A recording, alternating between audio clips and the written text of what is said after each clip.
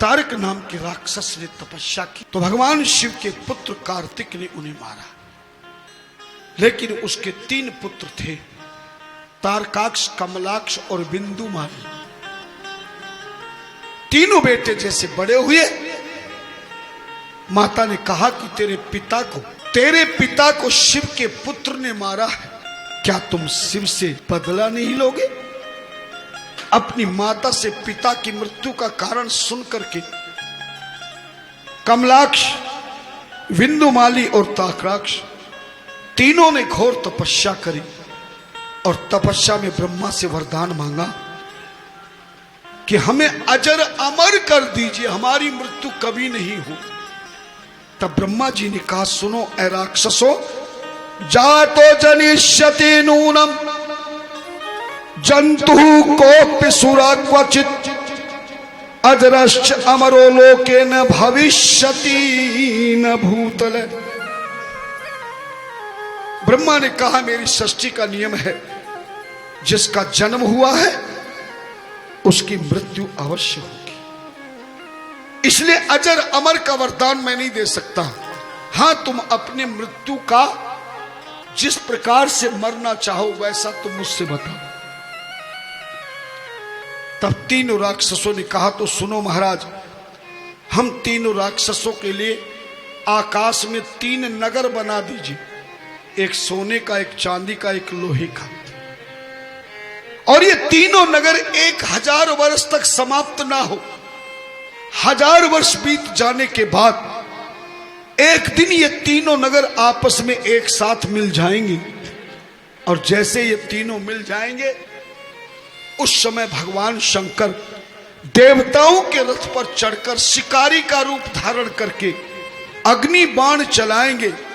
तब ये तीनों नगर भस्म होंगे और तब हम तीनों राक्षस मारे जाएंगे। इसके अलावा हमारी मृत्यु कैसे भी ना हो। ध्यान देना,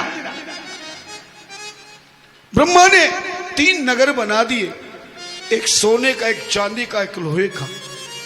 तारकाक्ष, कमलाक्ष, बिंदुमाली, तारक नाम के राक्षस के तीनों पुत्र उसमें रहने लगे।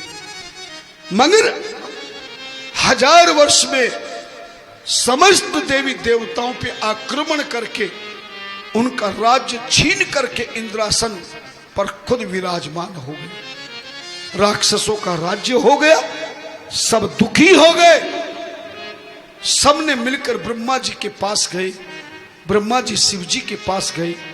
शंकर भगवान ने कहा, ब्रह्मा जी, तुम तो बिना कहे सब कुछ को वरदान दे देते हो, मुसीबत हमें आती है। जाओ तुम देवरथ तैयार करो, 1000 वर्ष पूरे होते ही मैं खुद रथ पर चढ़ करके शिकारी के रूप में अग्नि बाण से तीनों नगरों को भस्म करूंगा। तभी भगवान शंकर जी के कहने पर समस्त देवताओं ने एक रथ तैयार किया, जिसमें चारों वेद, उस रथ के घोड़े बने। अनेक प्रकार से समस्त देवताओं ने अपनी शक्ति से एक देवरथ तैयार कर लिया।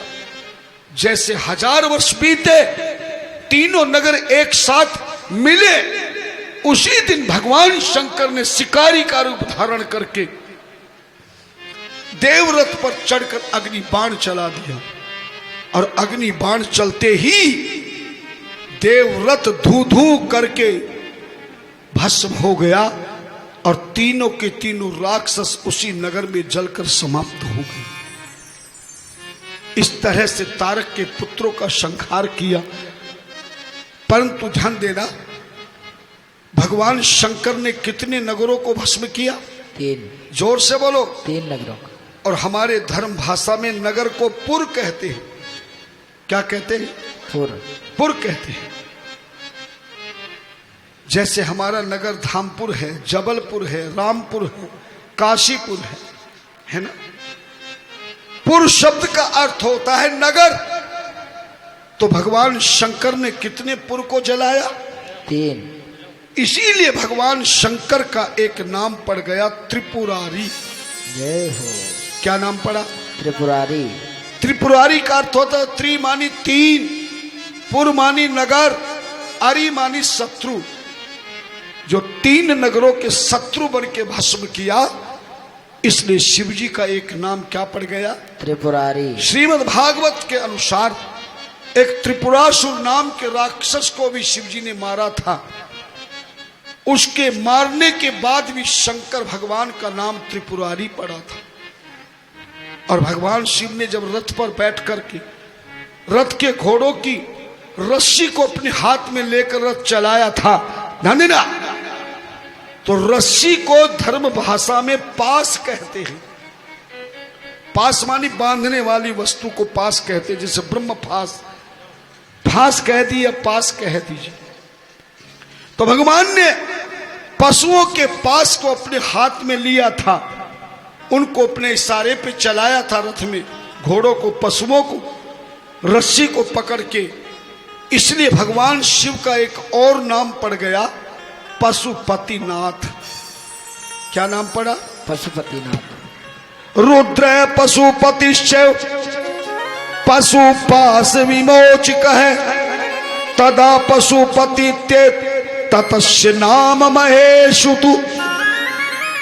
पशुओं की रस्सी पास को हाथ में लेने के कारण और उनके नाक में होती, पशुओं के यहाँ नाक के अंदर से रस्सी होती है, नथनी बोलते हैं उसको, नाथते हैं, इसलिए भगवान शिव का एक नाम पड़ गया पशुपतिनाथ। इस तरह से राक्षस का संहार किया, पशुपतिनाथ पड़ा, त्रिपुरारी पड़ा। एक और राक्षस पैदा हुआ था जिसका नाम मैं था, और ये मैं राक्षस कश्यप मुनि का पुत्र था, और उनकी एक पत्नी जिसका नाम दनु था, उसके गर्भ से पुत्र पैदा हुआ जिसका नाम मैं रखा। आगे चलकर के ये राक्षस बना, दानव बना, इसलिए इसका पूरा नाम मैं दानव हो गया। इसी की बेटी का नाम मंदोदरी था। मैं तनिया मंदोदरी नामा, परम सुंदरी नारी लला, धन्यना। तो मैं दानव यद्यपि राक्षस शरीर वाला था, पर शिवजी का परम भक्त था।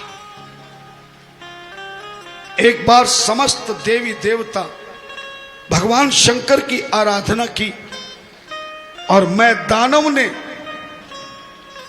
समस्त देवताओं के साथ में भगवान शिव की आराधना की। जब शिव प्रकट हो गए तो मैं दानव ने एक ही वरदान मांगा। मैं दानव ने वरदान मांगते हुए कहा, कदापि न असुरो भाव भवेन मम महेश्वर, निर्भया श्याम सदानाथ मग्नस्तम भजने शुभे। भगवान शिव से कहा, प्रभु अगर आप मेरी तपस्या से प्रसन्न हैं तो मुझे ऐसा वरदान दीजिए, भले मेरा शरीर राक्षस है, मेरा कुल भी राक्षस का है, लेकिन कभी देवताओं के प्रति या आपके चरणों से मैं कभी विरोध ना कर सकूं, आपके चरणों की भक्ति में सदा लीन रहूं। भगवान शिव ने वरदान दिया और इस मैं दानव को पाताल का राजा बना दिया, और वरदान दिया कि तेरे यहां एक ऐसी बेटी पैदा होगी, यद्यपि उसका विवाह राक्षस से होगा, पर तेरी बेटी का नाम इतिहास में गाया जाएगा, और जो सुबह तेरी बेटी का नाम सौभाग्यवती नारी उच्चारण करेगी उठते ही, तो उसका सुहाग अटल अमर होगा। अहिल्या, द्रौपदी, सीता, तारा, मंदोदरी तथा पंचकन्या स्मरे नित्यम, सौभाग्यम वर्धते सदा। इस मैं दानव का भगवान शिव ने उद्धार कर दिया। इस तरह से भगवान ने कई राक्षसों का उद्धार किया।